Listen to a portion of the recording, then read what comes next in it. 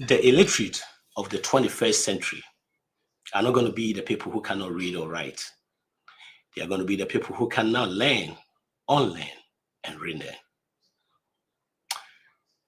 You see, do you know that you and I are being controlled? We are virtually being controlled by paradigm. You see, I see a paradigm as being a mental program that has almost exclusive control over our habitual behavior.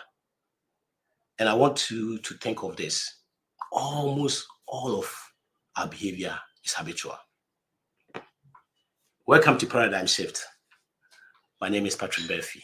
Here we are going to teach you how to make a dramatic improvement in the quality of your life. You see, paradigms are made up of our core beliefs. It is our core beliefs that influence our daily decision making. So a paradigm is a framework that helps us to make sense of the world. And it is not just science. It applies to all aspects of our life. You see, most of the problems we face are caused by adapting a wrong paradigm for a wrong situation. Every situation requires appropriate paradigm. So what is a paradigm shift? A paradigm shift is a radical change in somebody's basic assumption about an approach to something. And if you really want to improve your paradigm, or if you want to really improve your results, the paradigm must be shifted. And how do we do that? You see, a couple of ways. You can either most people let event happen and they shift their paradigm, or event happen to somebody around them and their paradigm has shifted. And these are caused by maybe, dramatic event like a death in the family or something like that. And all of a sudden reality setting and their paradigms are shifted. Or you can listen to a program like this, or read books, or, go to seminars. That's why we are going to do paradigm shift seminar in January. And that can also shift your paradigm. The good thing is you don't have to wait for an event to happen for you to shift your paradigm. You can easily work towards it by doing what? By learning, reading books, attending seminars and doing, following a program like this. That can help you shift your paradigm. You see, like Toffolo said, the illiterate of the 21st century are not going to be the people who can read and write, but they are going to be people who cannot learn, unlearn, and relearn. When you look at the situation we are in right now, it looks as if that's what is going on. If you're not a person that really want to learn, unlearn, and learn, the world is going to leave you alone and we're going to go. And especially our part of the world where we are from, if you look at the information that we had, it has not really helped us up to this point. So we really have to unlearn what we did and relearn. Today, we are going to talk to a very energetic sister. Very, very, very energetic. I really love this sister. And I think we are going to listen to her experience. And I think it's going to change us. And she did a brave thing that most of us, including me, couldn't do. Let's listen to our sister's story. Sister, how you doing? I'm good, thank you. How are you? Hanging in there. So, first of all, I'll let you introduce yourself. Then we will go from there. All right. Thank you very much, Mr. Befi, for inviting me to your show. I'm so happy and privileged to be here. My name is Equia Apia, or Equia Setra. I'm a Ghanaian who used to live in Canada and recently relocated back to Ghana with my family. So I think that's the gist of, we lived in Canada. I lived in Canada for, many, many years, over 20 years. And now we're relearning to make our lives here in Ghana. And we're very excited to be here. Shamo, over 20 years. So let me start by saying this. you were you born in Canada, or you moved to Ghana from Canada, from Ghana, right? So Yes. Ghana, what happened? Where you went to school and all that? Can you give us a little brief about that? Sure. I was born in Ghana. I was born in my hometown in Diankwanta. It's in the Ahafo region. Um, I schooled in Diankwanta for until I think I was about 9 years old, and then I moved to Kumasi, where I schooled again until the JSS 3 first term, and then I moved to the States at first. I moved to New York City, and then finished high school there, and then I came to Canada to start university, and I stayed on after that. Oh, okay. So let's say, very, very early ages, that's when you moved to the States. So, I mean, there was not a lot going on in Ghana at that time. They're primarily dependent on somebody. So there Oh wasn't. yeah. So let's see. And I think New York too, there's not a lot history about New York, right? You were still In young. terms of me, Hmm. yeah, I think, because I lived, a lot of the years that I was in, the West was in Canada. So I think it's easier for me to say that part. But I had a significant part because my whole high school was in New York City. Was New York. From Okay. ninth grade up until graduation was in New York City. So it is actually a significant part of my life. But it's just because I think it's been a while, so I don't talk about it as much. But um, it's a What huge moved, part of my what journey moved here. you to Canada? School. My dad used to live in Canada, and so when I finished high school, we were just trying to figure out, where I'm going to go to university, and it was just cheaper. I could get a student loan to basically foot my entire bill. And then my dad was able to find a family friend for me to live with. So basically, school was covered. I mean, it was a student loan, don't get me wrong, but it was still covered. So that's primarily why I came in. I didn't want to come to Canada. I mean, I remember just, But it looks as if thinking you stayed, so that means I you. did stay. I was young, I remember telling my dad, "Oh man, you're abandoning me. Why you shipping High me off to schoolers.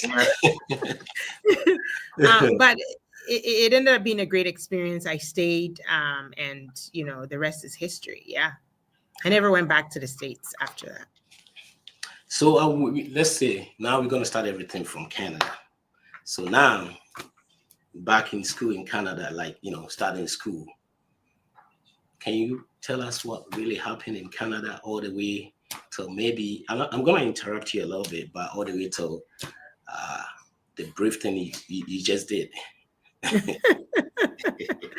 Sure. Yeah, like I said, I came to university in Canada. So basically, from 4 years of university, I schooled in Canada. I went to York Universities in Toronto. And primarily, that's where I stayed too. So I majored in criminology. I went on to work as a parole officer, I think a year or so, but that was my career path anyway. And so when I finished school, I was able to land a job with the government. I stayed there for about 18 years. And literally, that was the job I left and came to Canada with. So that was it. 4 years of university, 18 years of federal government job. I have a family. I have 3 kids and my husband as well. So we all lived in Canada before we relocated back to So Ghana. life was very good. Everything I think financially, everything was very, very good. I think anyone looking from the outside in will make that conclusion. They're going to say, she has a good job. Her husband, also my husband worked in IT as well. So her husband has a good job. They have a home. I think on the outside, finances really wasn't a major issue for us. I wouldn't say that. Like we didn't, we didn't really struggle financially at all. So it wasn't an issue for us. I think the main thing is when if you go back to your intro, what you were saying about constantly learning, and I think in the course of our conversation, I hope we'll get to the point where we can discuss where, if the only what do you call it, if the only factor in a decision is money, you're going to reach a point where you realize that money is not enough.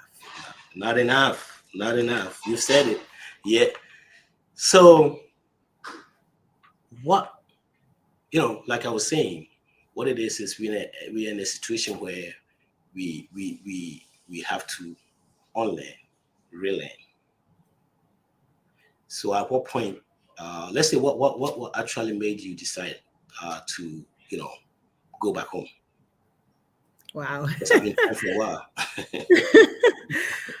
Yes. That's a huge question. I think I am somebody who in my heart, Africa never left my heart. You know, um, I was always blindly searching for something more that was Black. I remember when we were in school, I was part of the student body, like student government. And we had a Ghanaian Students Association. And that was that's what made university fun for me. The fact that we could go to an office, talk about anything Ghana, cook Ghana, wear kente sometimes and do shows. Um, so somehow, somewhere in my heart, I think Africa was always there. But I would say the West is a force. I think that's the best way I can describe it.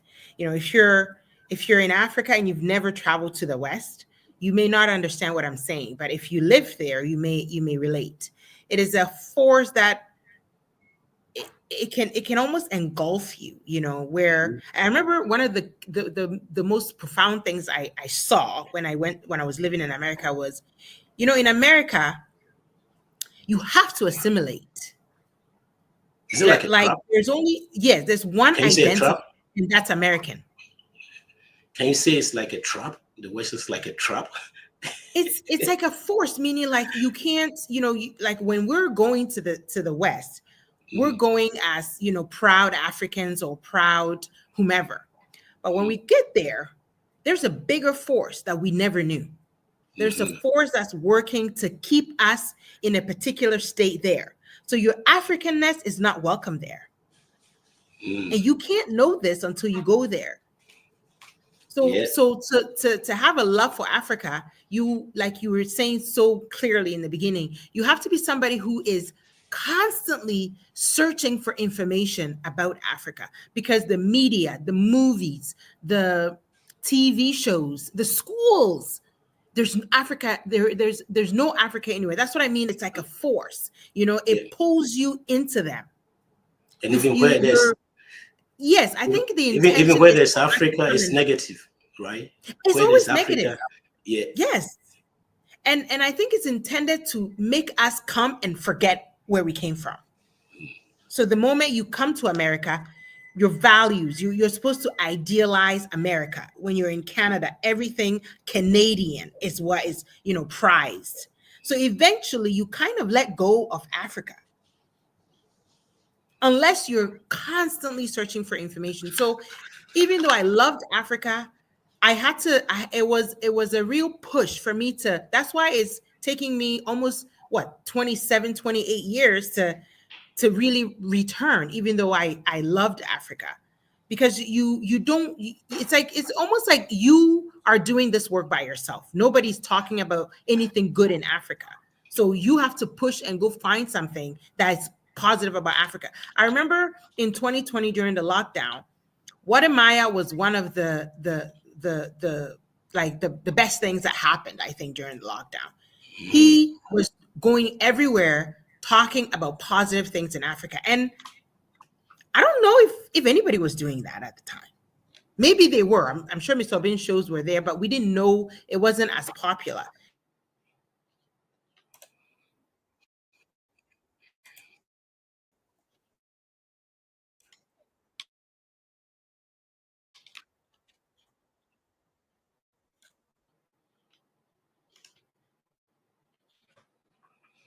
Oh, sister line. Okay. That's it. You went off a little bit.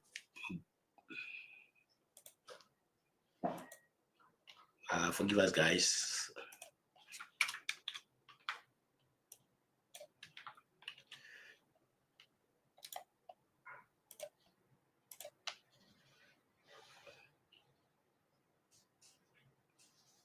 If you can hear me, we can't hear you. So I don't know if you will go out and come back in.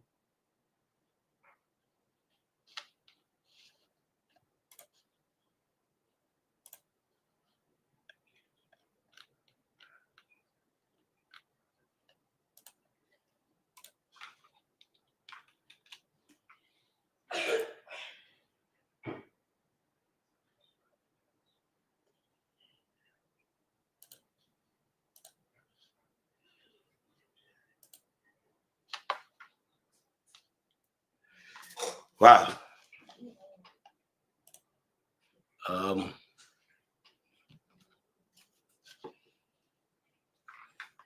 Let me see if I can put her back in.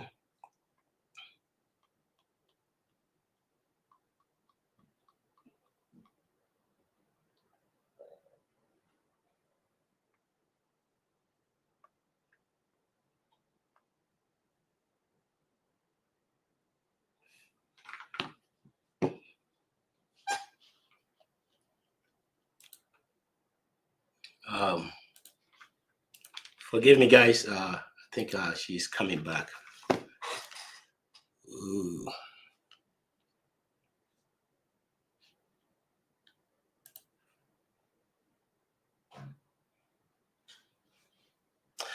Okay, so like I was saying, paradigm is something that we really need to work on. We cannot just wait. Like I said, there are some people that they have to wait for it to happen, something to happen, event to happen to them. Oh, hold on, I think he's coming.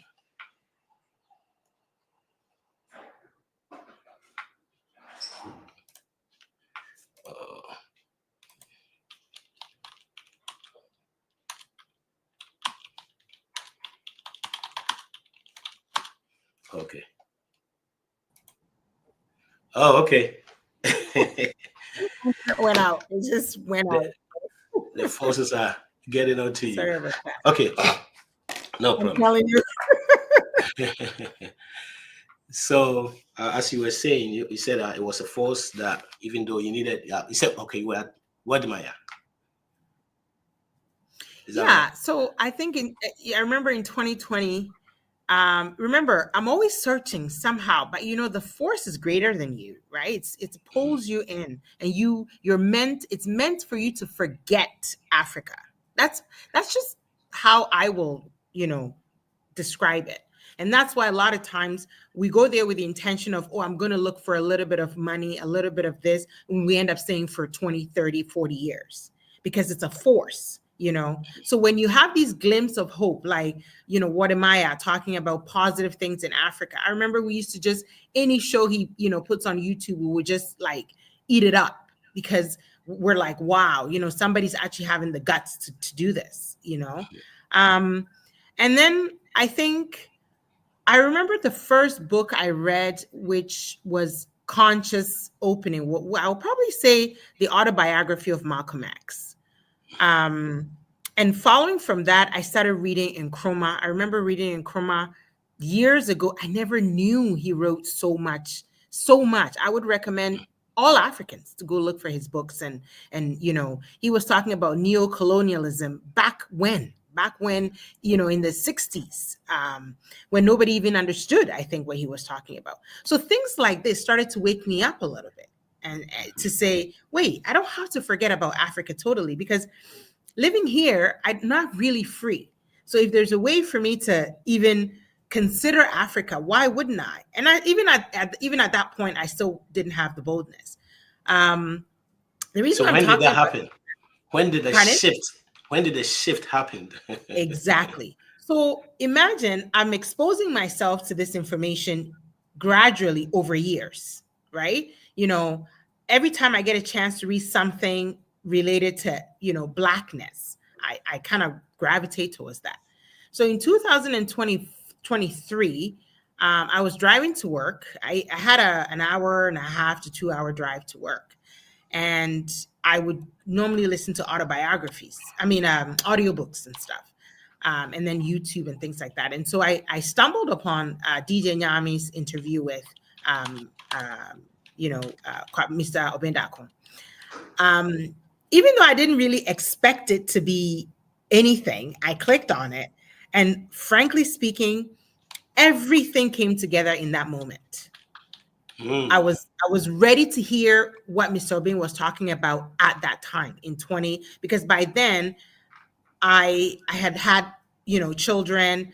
I was feeling a little bit, protective of my kids, especially knowing what I know about African history, the West, all the relations, the troubles that we've had and things like that. So when I heard Mr. Obendako's message on DJ Nyami about how we don't have to, forget Africa and then you can make it in Africa, I was hooked. I was hooked. I started just going for all his materials, going for his books. I told my husband about him. He started following him as well. And I would say everything culminated to that moment. And Mr. Obedako single-handedly, it wasn't just him, but I think he made the most powerful impact because he was Ghanaian. He was talking about live events in Ghana. This was not necessarily historical. So it was powerful. And when we got that information, literally, from that time to when we came was 1 year. We were ready to just pack our things, plan, and then come back home. Wow. Because at that point, I think the information, it cemented our belief or our wish to believe in the positivity of Africa. So it's not like when you started doing it, you started going back and forth you just packed the stuff and boom. So now let's look at it this way. You're there. Then all of a sudden you decided to go. What happened? Family. Yeah, friends. We didn't. But before then, let me ask you a question. Are you a Manfua? No, I'm Sechra. No. I say Manfua because of the scarf you have on. Oh no. Your husband didn't go to Prempeh, right? No, he didn't go to Prempeh. Okay, all right. Okay. You see, I'm so out of touch with Ghana. I don't even understand what you meant.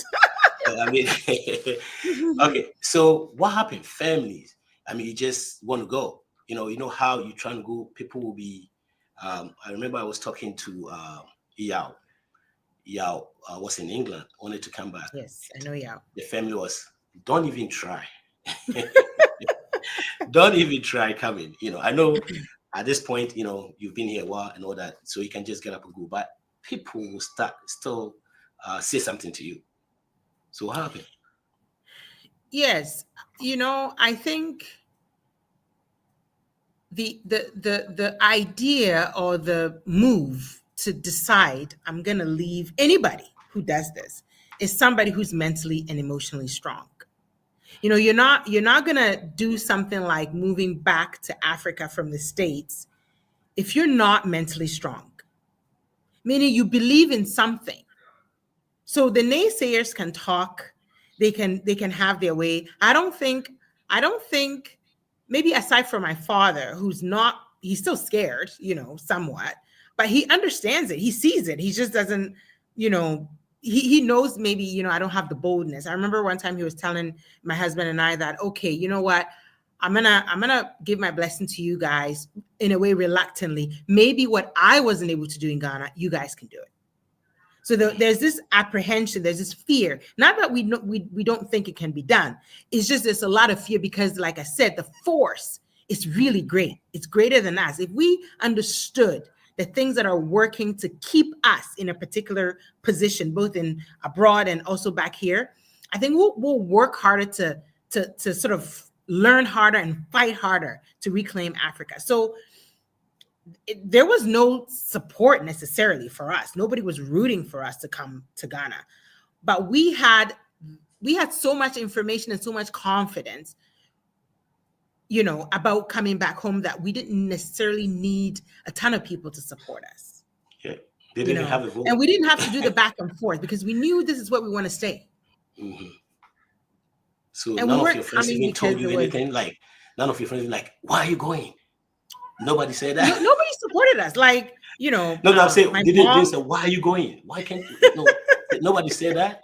Of course they did. Course, Okay. Even up to now, my mom thinks it's a joke.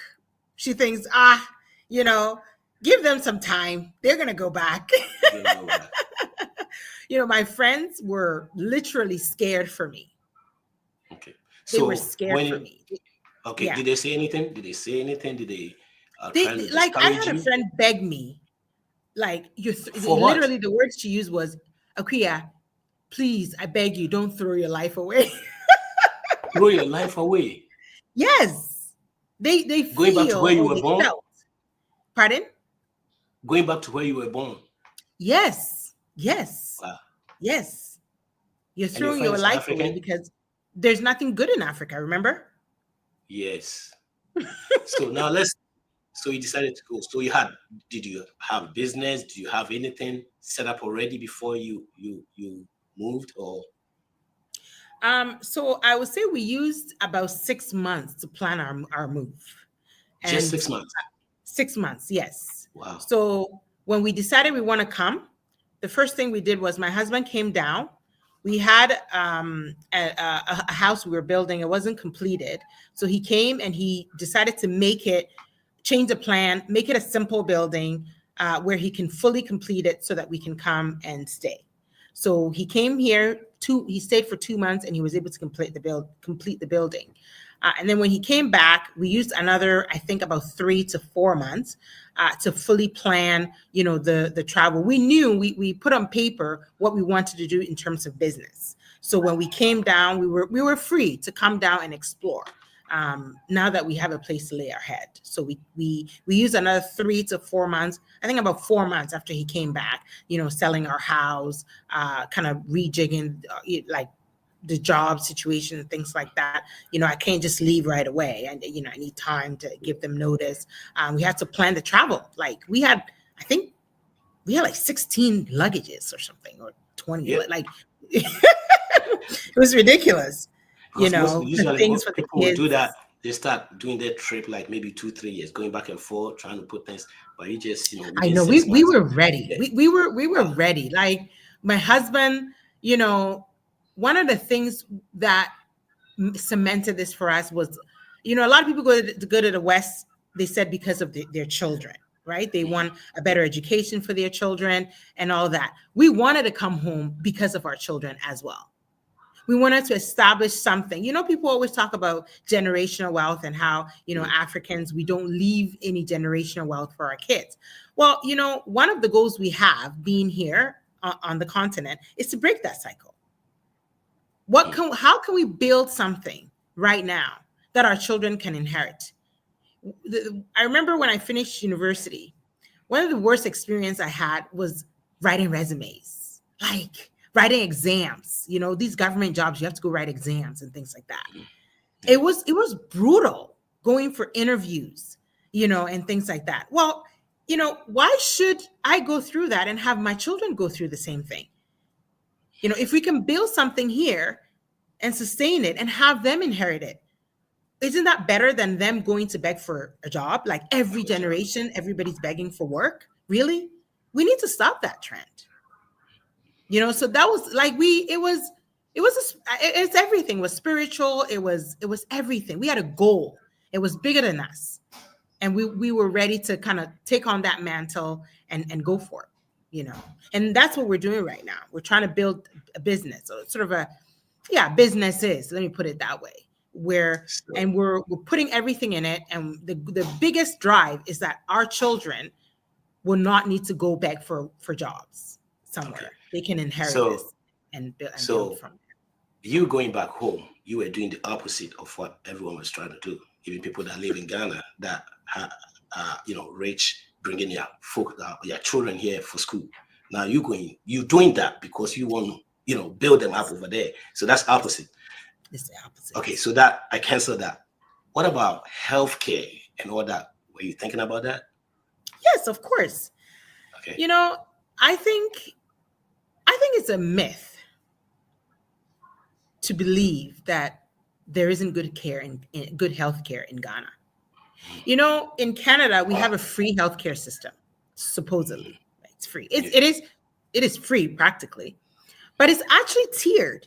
Just like how in the States and in Canada as well, you have zip codes. Well, why the heck do we have zip codes? Why do we have zip codes?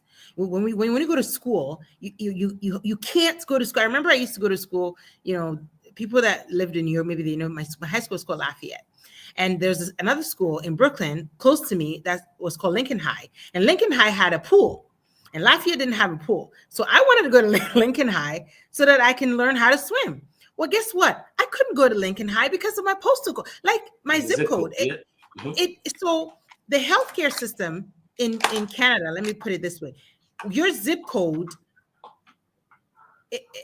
your health is impacted. Like, for example, hospitals are not built the same. A hospital in a rich neighborhood is not the same as a hospital in project. Oh, so it's like the schools in here. It's like people don't pay attention. People don't pay attention. It's just like the school system. The school is free, but you don't have access. I know of one of my colleagues at work, a white girl, pure white. She lived in a particular area in Toronto, and they had a school, a public school, okay, in that area, free, paid by the taxpayers, which is meant for gifted kids. They went to school for only half of the day, gifted athletes. Mm-hmm. And the other half of the day was not books. So they only studied books for half of the day. And the other half, they had the best coaches, the best, name it, coaching them in every sport you can think of. Do you think they have the same in the projects? No, sometimes not even the project, just like a line. A line in the middle class. Just a line in the middle. It's a Let's line. step. The school is you're done. You're staying over there, right? Yeah. You can't Yeah. So it's the same thing. And if you think about it, in Ghana, if it's also tiered by income or by money. There isn't any care you cannot get here. I remember watching former President Kufuor years ago. He had a surgery at, I think, Kwalibu or 37, one of those two hospitals. And he had a surgery. And somebody, was interviewing. President Kufuor is elderly. He's not young, right? So, and this was a serious surgery. And he had it at Kwalibu. Yeah, now that I'm remembering, I think it was Kwalibu. And somebody was interviewing him and he was asking, say, President Kufuor, why would you, stay in Ghana for your surgery? And he said, because there are competent surgeons in Ghana. Yep. And the difference is that he can pay for it versus maybe somebody who may not be able to pay for it. But it's the same in the West. They just call it zip code. Yeah. All right. So if I'm hearing right, if you have the money. Yes, it's excellent care. I remember there's a particular pharmacy close. Well, it's a bit close to us, and every time I've gone there for something related to my kids, only one medication, the first medication they will give me, works every time. Every time, like little things. My kids were getting like some kind of rashes or whatever. And I was putting, ointments on it and wasn't going, not knowing that they were allergic to something. Of course, I'm not a medical person, so I wasn't thinking about that. Well, we went to this pharmacy and right away we took, her there. They observed her, the pharmacist, and saw right away that it was an allergic reaction. They gave us medication. Boom, it's gone. Every time. So now, I still had an eye thing, the same thing. Okay, so now you're breaking all the things, right? School, boom. Healthcare, boom. So we shouldn't be scared anymore, right? No. All right, so now let's say, okay, you made all your research, realize that all these things are being, let's say, under hype or whatever when it comes to Ghana, right? So now we are in Ghana. Take us through what happened.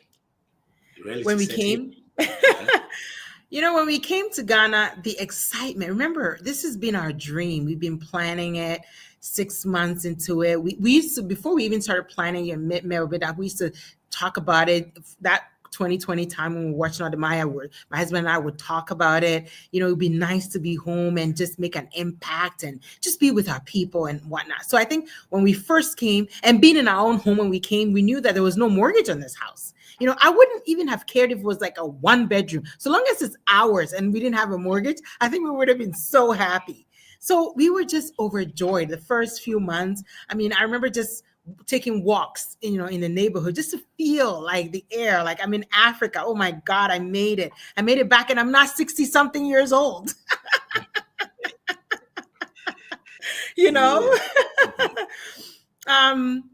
And yeah, so we came, and then when we got ready, one of the things that my husband, I left farming. I grew up where I grew up. My grandparents, everybody farmed. So it's in, and I garden everywhere I went, even in abroad. I used to use my basement for plants. So I love farming, and my husband loves, anything animal raising. He loves it. So one of the things we really were passionate about is to build a poultry farm. Was what one of like our, but we gave ourselves room, and I should say this. When you're planning while you're at the West, things will change when you get on the ground. You have to be prepared for that. Just because we wanted to do a poultry farm, if when we came and sort of did, our kind of feasibility studies or whatever you want to call it, if that wasn't feasible, we have to be willing to change the plan, right? Adapt to whatever is going on. Exactly, because you're planning from somewhere and then you're now on the grounds. You have to prepare that things might not be as you thought they were, right? Resilience. So yeah, so that was what we wanted to do. Our goal, and I think it'll change as time goes on. We're starting with a poultry farm now. We know that we're going to build industries. That's what we want to do. We want, Mr. Beffy, we want to break something. We want when you see a Black person, you don't you don't tag them with poverty. Like, it breaks my heart. I'm done with that. I'm not going to let somebody look at me based on my skin color and assume that I'm poor. Yeah. I want to help change that. I want to, sorry, let me end this. It's my dad. I'll call him back.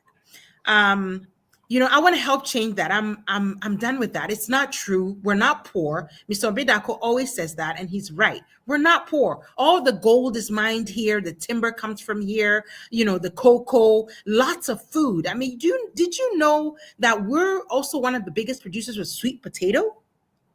Oh, really? Even the orange flesh, the ones that they eat in the States, a lot of it come from here. So how can you call us poor? Sweet potato. Yes, sweet potato. There's two types. There's the purple color, and then there's the other one that I think is more popular. They use it for the pies and things like that. They grow all of that here and export it. Wow. And then they call us poor. Like, we need to come back and change all of that. No, but you see, what it is it's kind of different because, okay, right now, what would you tell anybody that is trying to force themselves to come to the West? That's from Ghana to the West. It's that's a bigger challenge, eh? It's a bigger challenge because those people are very hard to convince, and it takes a process. It's a process of unlearning a lot of things that they have learned, wrong information that they've been given. So I think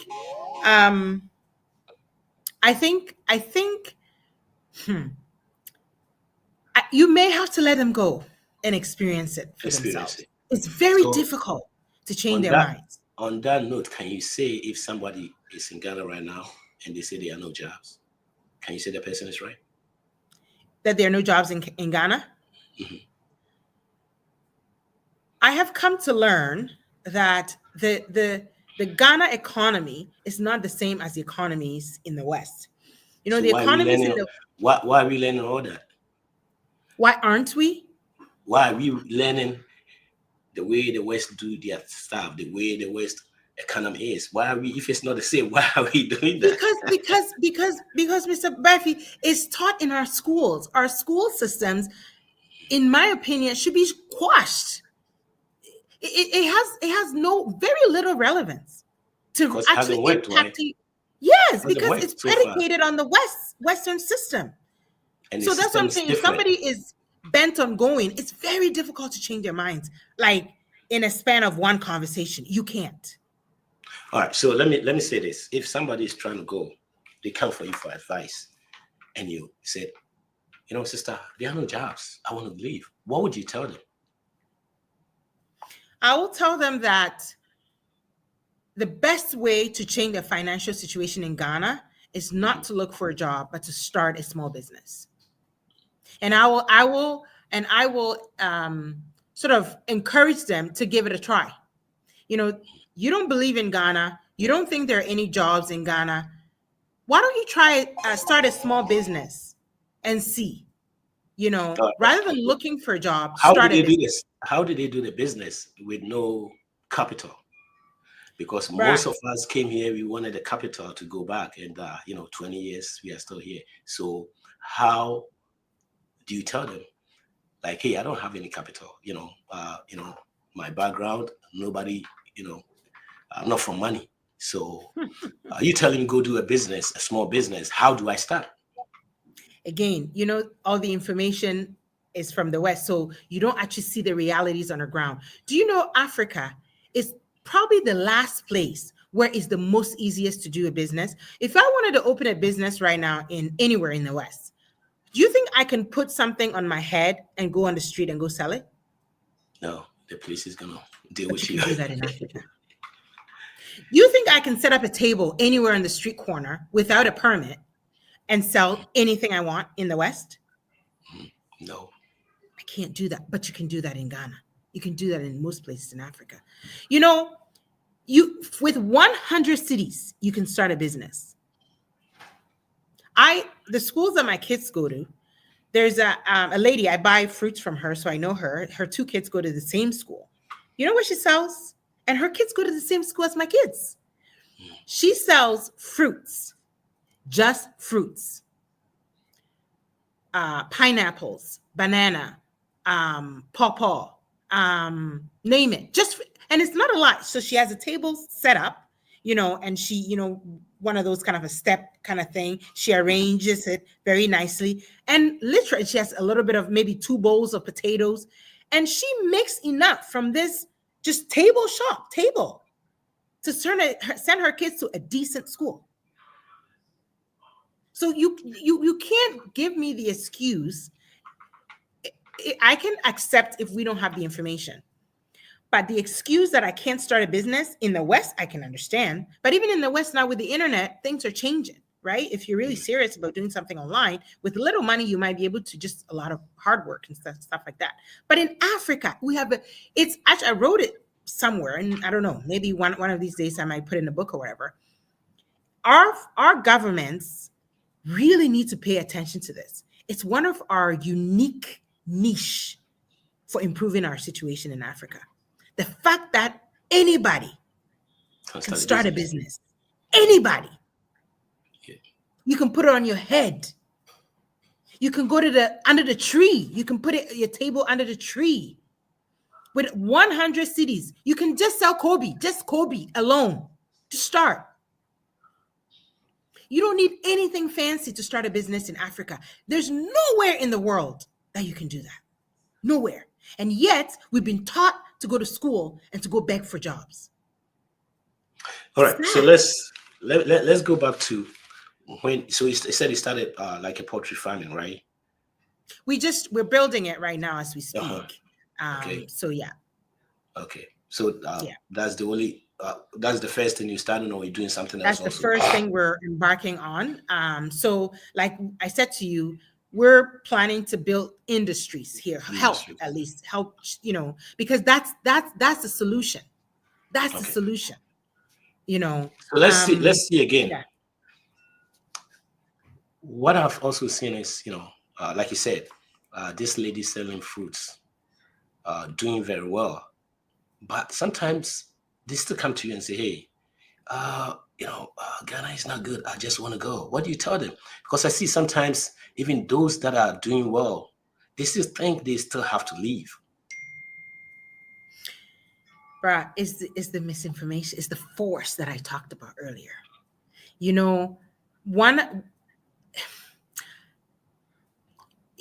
a way, and please, audience, don't take me wrong, but sometimes we have to talk about the truth. On many levels, Africans were kind of asleep. Yeah.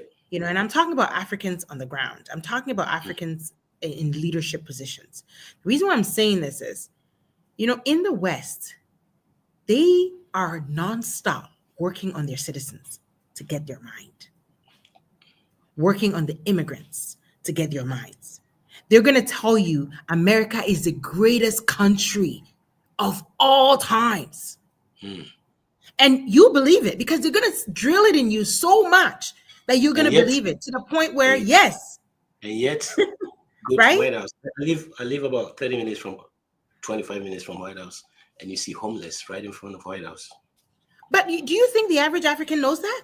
Yeah, just a mile away from White House projects.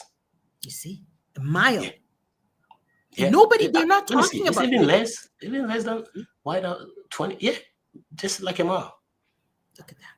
Yeah, And it's never captured on TV. They only make sure they capture the beautiful white building. And let's not be mistaken, by the way, is the White House, Black yeah, people. yeah. You see homeless right in front of it. Yeah. That's where they sleep. Thank you for sharing that. Yeah.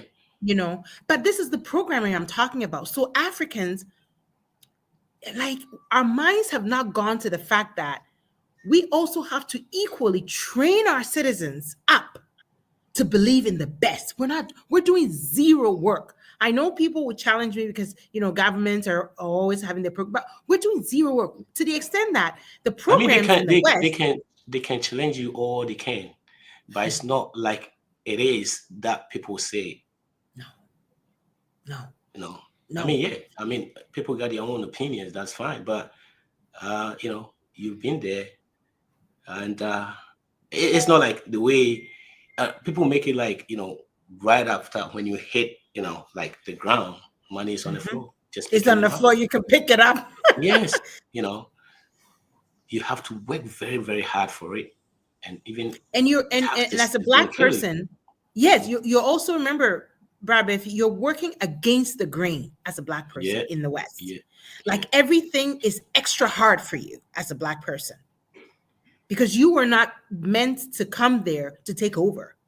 So the system is meant to keep you in a particular position so that you don't come. There's no chance for your generation to ever take control of the country.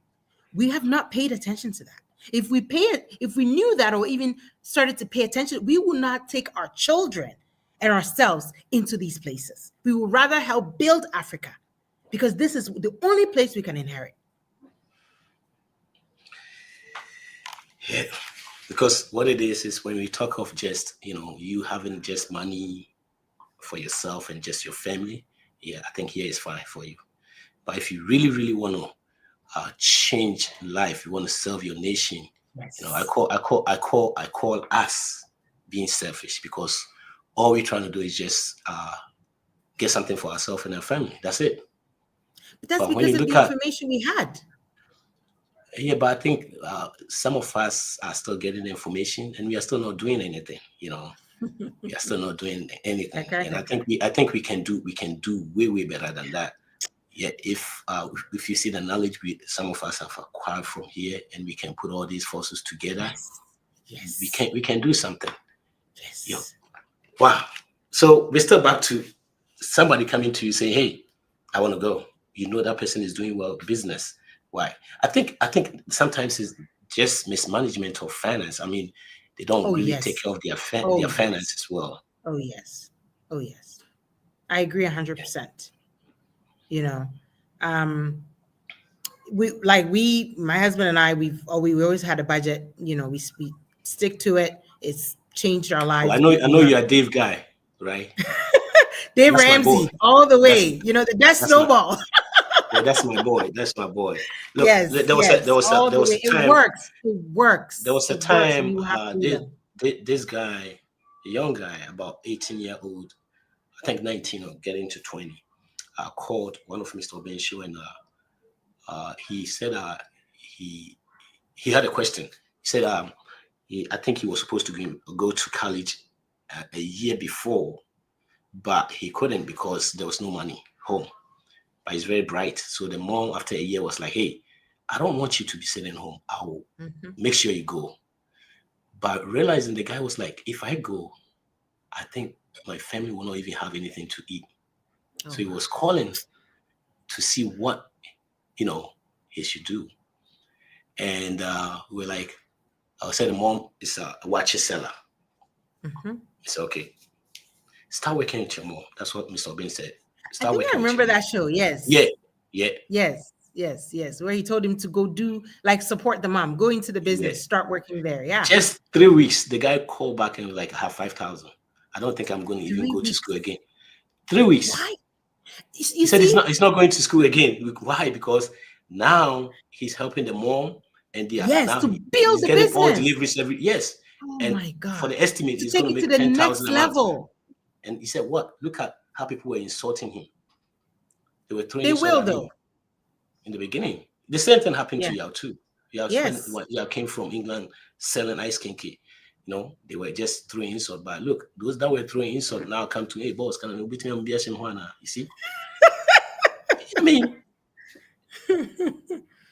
Yeah, they will. so It's also like people like that, mentally they're strong, right? So yeah. All right. So finally, let's say, what do you have for us that we are still here planning to come home that weekend? Some come and they come back, and like what do you have for us? Those that are still here trying to come back, it's still not happening for us. This show, I remember when we talked about it, you said it's called a paradigm shift, Yeah. and I think I may not get the correct definition of a paradigm, but it's a set of patterns or things that you've come to believe over time, through the society or whatever the case may be. And if that paradigm that you believe can shift or can be, I wouldn't even say, I can say can be corrected, because the things that we believe as Black people, a lot of it is off. It's damaging to us. If you can shift your paradigm, going back home will not be scary anymore. Remember, I always use this analogy. Were we starving before we left here to go to abroad? No. Not at all. Were we naked on the streets and didn't have clothes Not and at all. Not whatnot? at all. Not at all. I know people who lived in mansions and stuff like that. And yet they So send their how come all of a kids sudden here. coming back home is so difficult? It's the paradigm shift. The right? paradigm shift. So we need a paradigm shift. We need a paradigm shift. And The how do moment we do you that? get that, We need information. coming home is not hard. We need that information because look, what about somebody that right from home? I always say this, that when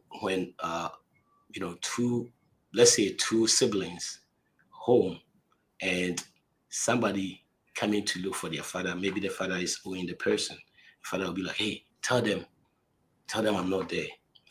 The first one that lies saying, hey, my dad is not there, is the wisest, is the most intelligent ever throughout his life. The one that will say, oh, my dad is home. You are also Jimmy for the you won't be crying. So how do you change that?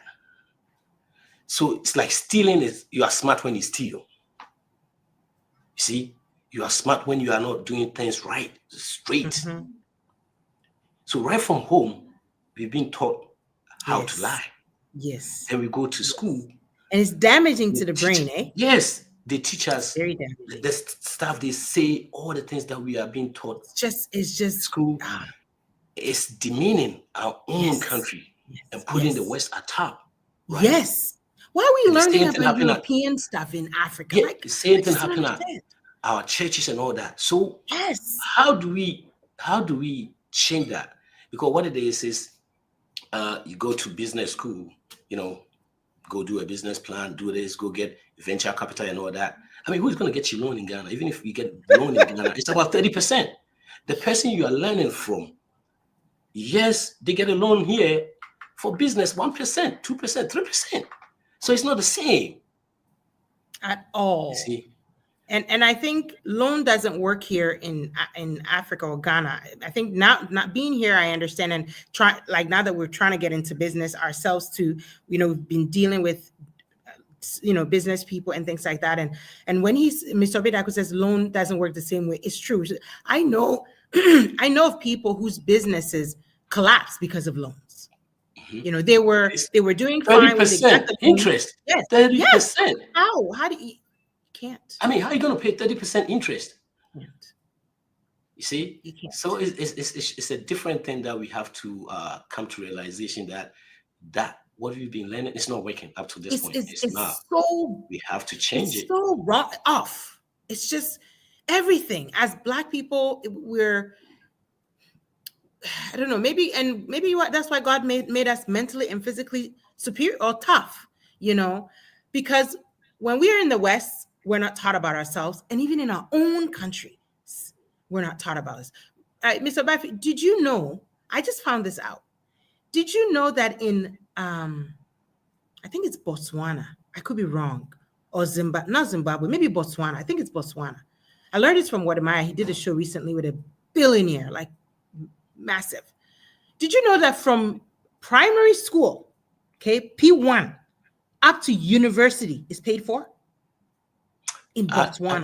I think it's Botswana. Yeah, it's Botswana. Yes. I think I watched that. Why is this not? How come we don't know this? Why is this information not more readily available to Africans? When they brought free SHS to Ghana, people thought, oh, it's like never, like something that's out of this world. Like Ghana is and they even got allowance. No. I think even at the university level they get allowance, not like a loan, allowance. That it's not like you're paying back. And this has been happening since the 1980s. Mm-hmm. Yeah, I watched that show. Yeah. 80s. Yeah. I was so moved. And so when Mr. Obedako says, don't listen to the negative things about Africa, he's right, because there's so much good, but nobody's telling you about it. Yeah. You have to go out there and find it out for yourself. And when you do, you're going to have the paradigm shift. And when you have the paradigm shift, you're not going to be asking whether I should come 6 months and go. You can formulate a plan for yourself, because now there's confidence. Now there's no more fear. And the fear is not real. The fear about Africa, the fear about disease, the fear about, none of it is real. If push comes to shove, with 500 CDs, I can set up a shop for myself. Wow. And grow it. All right. I know you've said about, I think, one book about Malcolm X, and I also recommended Nkrumah books.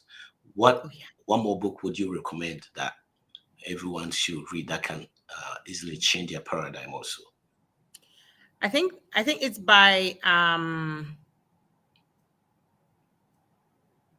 Dr. Amos Wilson.